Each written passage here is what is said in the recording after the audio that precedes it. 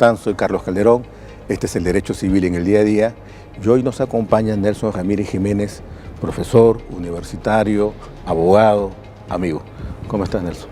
Muy bien, muchas gracias. Ante todo, muy contento de participar en este programa tan importante y gracias por la invitación. Nelson, yo quisiera hablar contigo sobre un tema importante que ha merecido muchas reflexiones de parte tuya, que tiene que ver con el papel de la Corte Suprema en el ámbito jurisdiccional en general, en relación con el país, con el recurso de casación y con los temas de predictibilidad de las sentencias. Entonces, para empezar, yo quisiera preguntarte, ¿la Corte Suprema como Corte Vértice, cumple las mismas funciones que una Corte Superior, por ejemplo? Definitivamente no, pero pareciera que se ha mimetizado con esa práctica y no logra descollar. Es decir, la Corte Suprema tiene incluso en el nombre como que le queda ancho, ya ha perdido presencia, prestancia, no se le respeta y ella como que se ha acostumbrado a no ser respetada. Aquí hay un tema, Carlos, y lo digo con el mayor respeto, porque tengo el mayor respeto institucional, pero creo que la Corte Suprema desde hace mucho tiempo ha devenido en un dejar de liderar, en un dejarse estar, y a través de hechos que son claramente cuestionables. El octavo pleno casatorio se demoraron casi 5 años en resolverlo, y con una decisión, con una mayoría muy básica que hace que ese precedente no valga como tal. Nadie lo toma con el peso que debiera tener y en el que pensó el Código Procesal Civil cuando reguló el pleno casatorio.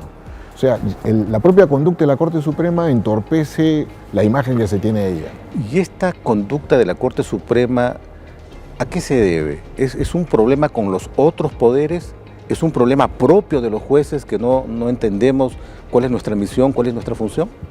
Ahí hay una mezcla de factores, Carlos, y gracias por la pregunta. Yo siento que la Corte Suprema se ha dejado avasallar por los otros poderes. Y los otros poderes la ven como un subpoder, si cabe la expresión. Porque no la respeta. No la respeta. Y entre la forma de no respetar está en que no le permite tener un presupuesto trabajado por ella misma, que es una forma de independencia, de autonomía. Hubo primero una sala que fue denominada transitoria, que como tú dices ya tiene más de 20 años, y después se crearon otras salas, y se siguen creando salas. Es decir, más o menos la solución parece ser, no pueden haber 19 jueces supremos, sino deben haber 30, 40, 50 y probablemente entre poco 60 o 70. ¿Es esa la solución, crear más salas supremas? No, yo creo que uno de los grandes problemas está, entre otros, en la casación. Una casación mal estructurada, que permite el acceso de causas que no ameritan ser discutidas en el máximo órgano de justicia nacional. Por otro lado, las reformas parciales de diferentes cuerpos normativos que le han cargado a la Corte Suprema tareas insensatas. Ver temas de multas de tránsito, ver temas de ONP que son casi de estilo, es sobrecargar la labor de la Corte Suprema y evidentemente no hay forma de que puedan resolver esa montaña de expedientes con un personal que de acuerdo a la Constitución no debe pasar de 20 y tantos. Es imposible. Entonces, hay que modificar las normas legales para acogerse a la Constitución.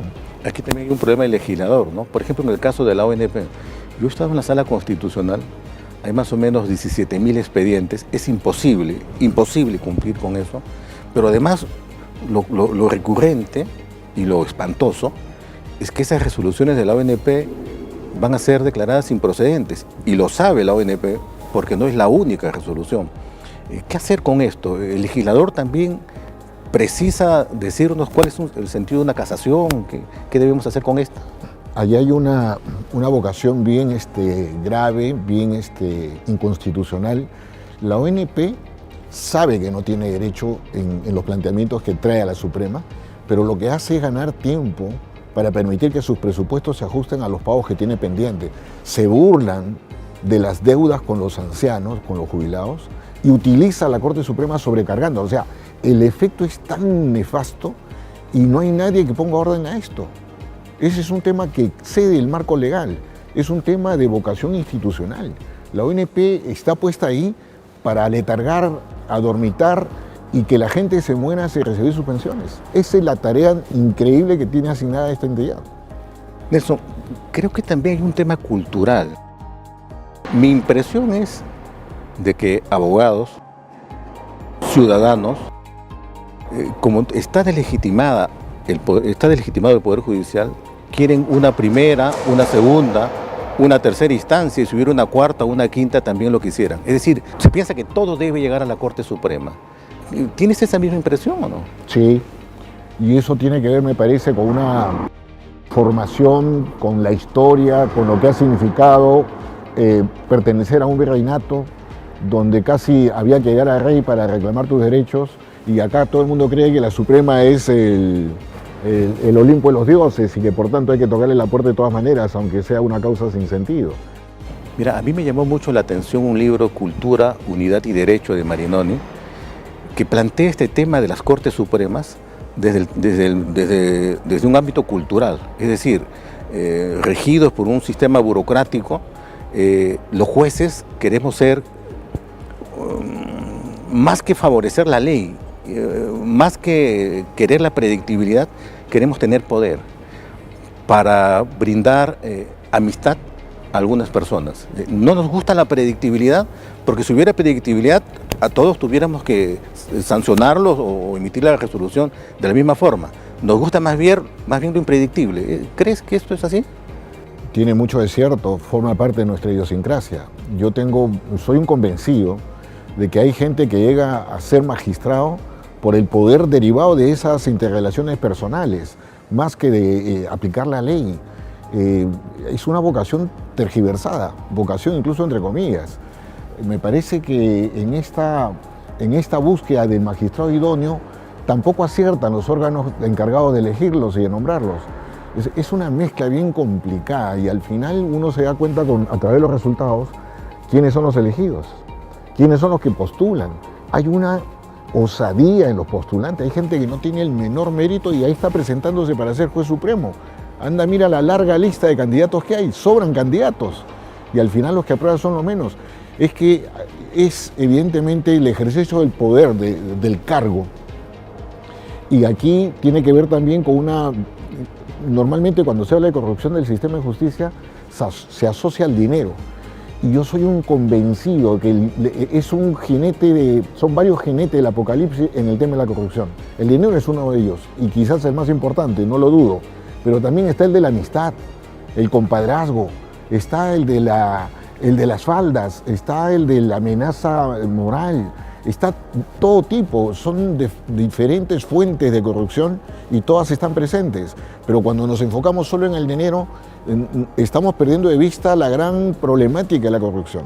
Es muy grave para pensar que se va a solucionar, por ejemplo, desde estas áreas del propio Poder Judicial. Ahí se necesita una labor del Estado. Y dime, en este problema, ¿dónde están los abogados?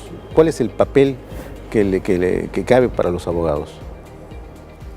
En este tema sí quiero ser muy directo y claro.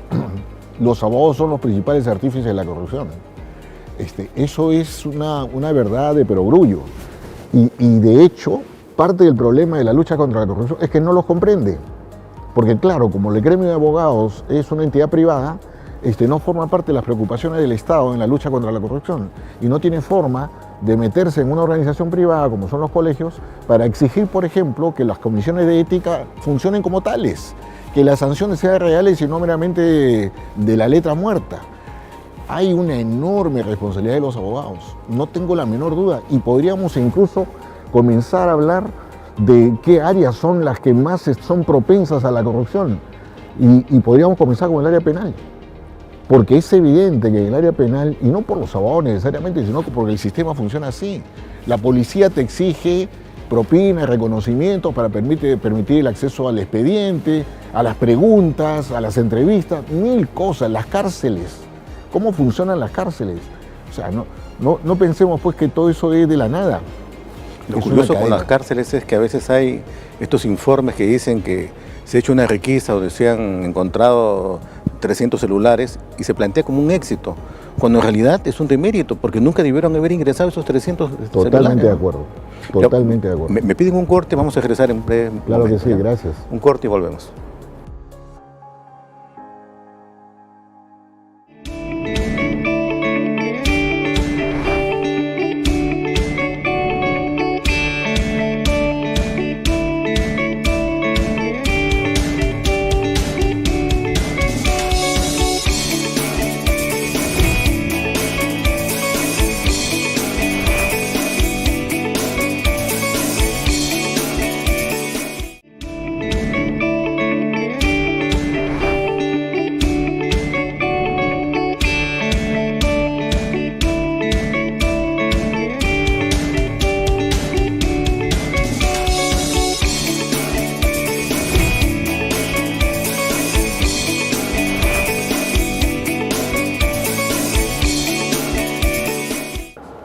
Estamos de nuevo en el Derecho Civil en el Día a Día, estamos con Nelson Javier Jiménez en una conversación bastante grata, bastante osada además.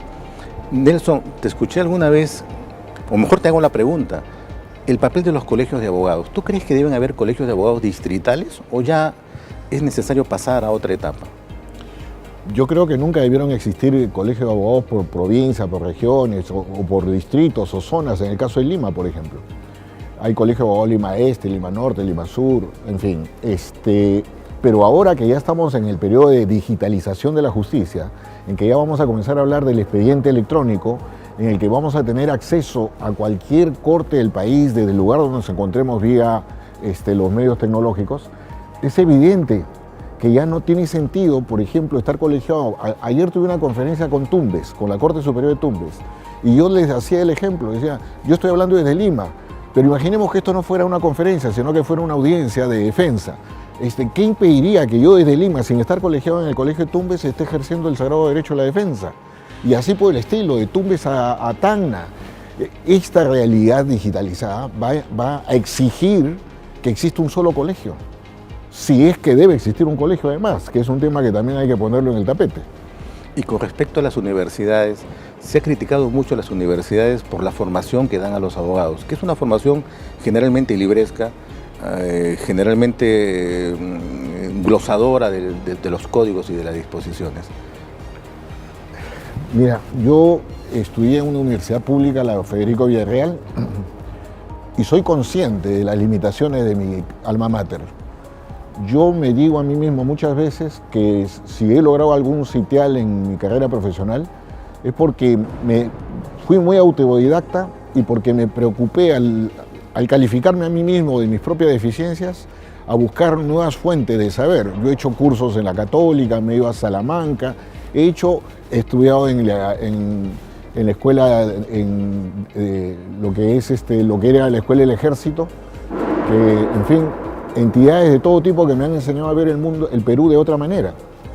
Yo creo que las universidades no están cumpliendo su papel, definitivamente, y como bien lo has dicho, hay una formación libresca, y bueno, fuera libresca, es de meras copias de capítulos de unas cuantas páginas, ya ni siquiera el libro, y esto que son generaciones que tienen el beneficio del internet, del Google, de bibliotecas que están colgadas de libre acceso, cosa que ni tú, ni yo, ni las generaciones como las nuestras han gozado. Para nosotros, por ejemplo, yo me acuerdo, yo me iba a la Universidad de San Marcos porque mi universidad no tenía libros suficientes, no tenía buena biblioteca. Yo me iba a hacer cola y como no era estudiante de San Marcos tenía que hacer la Mari Morena para poder acceder a la biblioteca y no podía sacar fotocopias porque no era estudiante de la misma. O sea, lo que uno tuvo que hacer para leer un libro era casi una lucha titánica. Y hoy que tienen todas las facilidades no leen.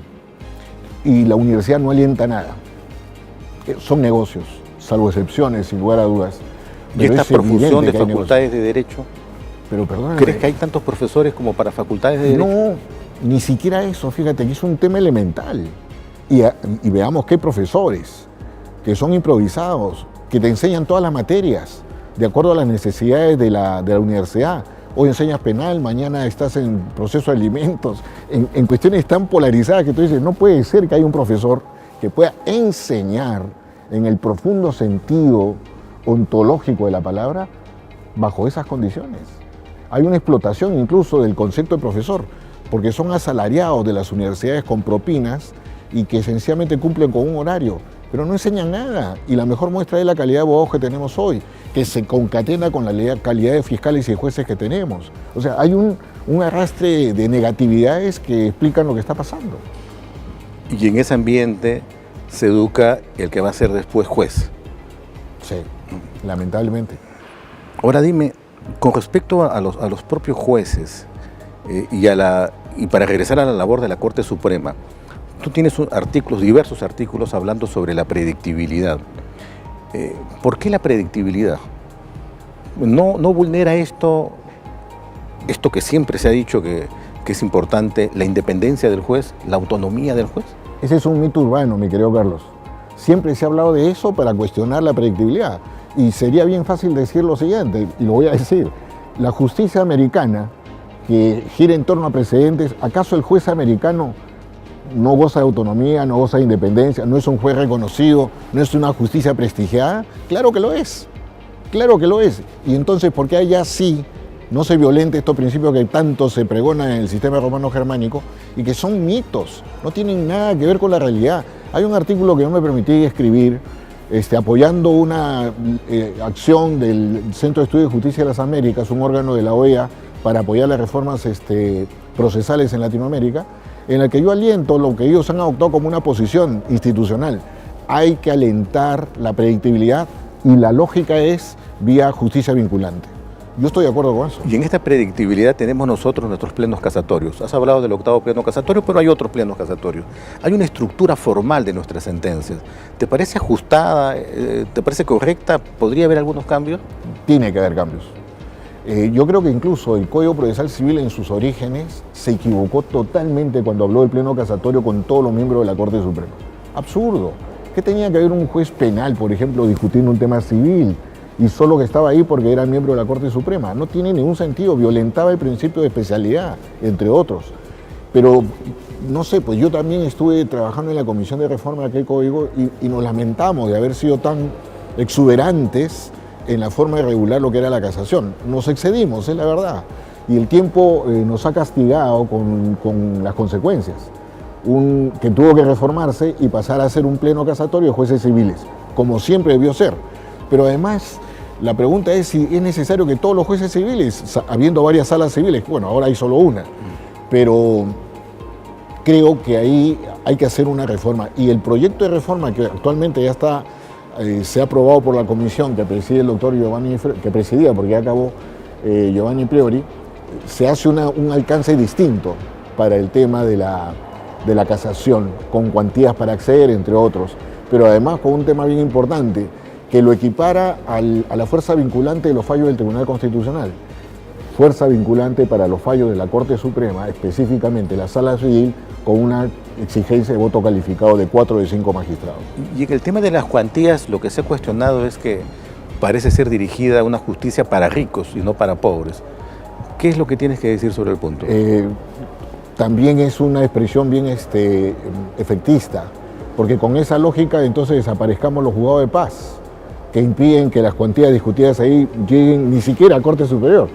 Entonces, si se trata de justicia de pobres, comencemos con poner la justicia de paz más arriba para que llegue a la Suprema, y no donde está, donde no accede más que a nivel de apelación en jueces especializados. No, por ahí no va el tema, porque con esa lógica todo debería subir a la Suprema, y estaríamos, como lo dijiste tú muy bien al comienzo, otra vez con una Suprema desbordada, que es una forma de negar justicia. Porque es muy fácil sobrecargarla a la Corte Suprema y luego exigirle resultados cuando es imposible el manejo de tantos expedientes. Es imposible. Eso tenemos que tenerlo claro todos. Y la Suprema lo sabe. Y de hecho han habido proyectos de reformas trabajados de la misma Corte Suprema que lamentablemente no han tenido acogida en el Poder Legislativo. O sea, más o menos es partir de una mentira, partir de la mentira de que se puede subsanar el estado de cosas haciendo lo mismo. Eso solamente originaría más vocales provisionales, más expedientes, más desorden. Más frustración. Más frustración. Dime, ¿y el certiorari qué te parece? Es una cuestión que la verdad yo la he visto funcionar en otros países y no me gusta. No me gusta. Y algo parecido ha sido aquella posición que adoptó el Tribunal Constitucional para la denegatoria a priori de aquellos recursos de agravio constitucional cuando ya existía pronunciamientos en la misma materia por parte del tribunal y descartaba de plano. No me gusta porque creo que hay la posibilidad de hacer algo, especialmente ahora con las computadoras, que es muy fácil desarrollar ideas básicas para darle una respuesta concreta al caso concreto y descartarlo, pero no un certiorari ciego que te hace elegir aquello que le puede interesar a la Corte o al magistrado o al secretario de la sala. Se presta a juegos muy turbios y de eso hay que cuidarnos, porque tampoco hay que ser ingenuos en suponer que todo va a funcionar fluidamente, confiar. La ingenuidad nos ha hecho mucho daño y creo que ya estamos muy mayorcitos para seguir siendo ingenuos. Nelson, en el proyecto del nuevo Código Procesal Civil que merece más estudio, que merece la crítica, el análisis. Algo que me llamó la atención es la importancia que le das a los abogados y a los informes orales. ¿Tú crees que el informe oral es tan relevante como parece decirlo o lo dice el proyecto? Lo que pasa es que estamos pensando en una oralidad más profesional y no en una actuación verbal, que es lo que tenemos hoy. Estamos pensando en audiencias de real debate y no en puestas en escena oralizadas, como son las audiencias hoy. Esto de que suena la campanita, tiene 5 minutos, el abogado ya le llegaron los 5 minutos, el otro abogado muy bien, suena la campanita, la causa al voto.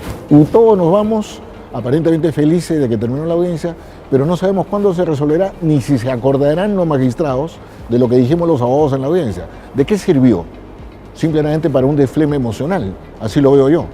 Pero cuando pensamos en una audiencia con auténtica oralidad, donde las partes y los jueces van preparados para llegar a un debate esclarecedor, que nos ponga a todos en la puerta del horno para sacar la sentencia, entonces ahí entenderás una defensa verbal oralizada de un abogado que se ha preparado para esa audiencia es importante.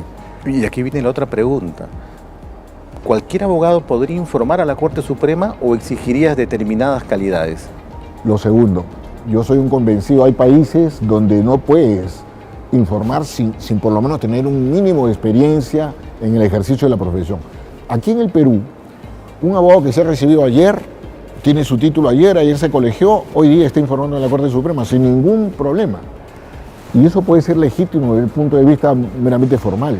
Pero la casación, cuando se entienda bien sus enormes alcances, su trascendencia, el sentido del trabajo de filigrana que conlleva, el distingo jurídico del fáctico, que es fácil enunciarlo, pero no es fácil detectarlo, cuando se entienda el sentido profundo, ontológico, de la ratio decidendi frente al obiter dicta, eso no lo entiende cualquiera al primer día de ejercicio. Entonces, es inevitable que haya un límite de tiempo previo para llegar a ser abogado informante en la Corte Suprema. Mira, se nos está acabando el tiempo, pero bueno, ha quedado muchas preguntas. Una que se me ocurre en este momento es, ¿y los secretarios de confianza? En el proyecto se menciona que también deberían estar concurriendo al informe oral. ¿Qué se ha querido decir con eso? Muchas cosas. Se ha querido decir, entre otras cosas, que sinceremos la realidad. Porque hay magistrados y magistrados, y aquí con el debido respeto, pero hay magistrados que descansan su trabajo absolutamente en los secretarios. Y si el secretario va a ser el que estudie el expediente y lo proyecte, pues aclaremos la cosa, pues, que escuche el informe, para que no haya indefensión. Pero si se trata de magistrados, que son ellos los que dirigen la batuta y se apoyan, es un poco la lógica de lo que puede ser mañana más tarde la inteligencia artificial, que ya se está discutiendo en otras latitudes. La inteligencia artificial debe ser coadyuvante del sistema de justicia o sustitutivo. Gran inquietud, ¿no? Lo de sustitutivo, complicado. Claro, en casos fáciles, básicos, elementales, perfecto, y ya lo es en varios países. Pero sustitutivo en casos difíciles, de enorme connotación social, pública, etcétera, etcétera, etcétera, no va a ser tan sencillo. Pero eso tiene que ver pues con la actitud del magistrado. Es un asunto de sinceridad.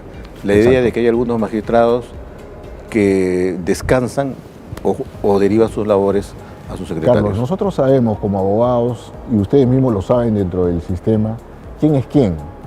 Hay muchos que deslumbran en el horizonte, y yo uso siempre esta frase que la leí, ya no me acuerdo quién es el autor, pero dice, hay quienes pretenden ser estrellas en el firmamento y no logran ser candiles en el hogar. Con esa sinceridad, entonces damos por terminado el programa. Gracias, Nelson. Te agradezco las palabras, la fuerza, las expresiones que has mencionado el día de hoy. Creo que hay una labor de jueces y abogados, hay un encuentro, una necesidad de encontrarnos, de discutir y de dialogar. Y se dialoga con la sinceridad. No se puede dialogar cuando se encubren las palabras. Te agradezco.